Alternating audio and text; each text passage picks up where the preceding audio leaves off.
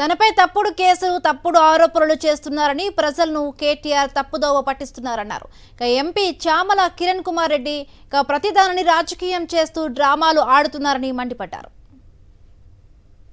కేటీఆర్ గారు ఈరోజు కోర్టులో మీ కేసు స్క్వాష్ అయినాక మీరు ఏదైతే అప్లికేషన్ పెట్టుకున్నారో స్క్వాష్కి అది కొట్టివేసిన తర్వాత మీకు అర్థమై ఉంటుంది చట్టం తన పని తాను చేసుకుంటూ ముందుకు పోతున్నాం.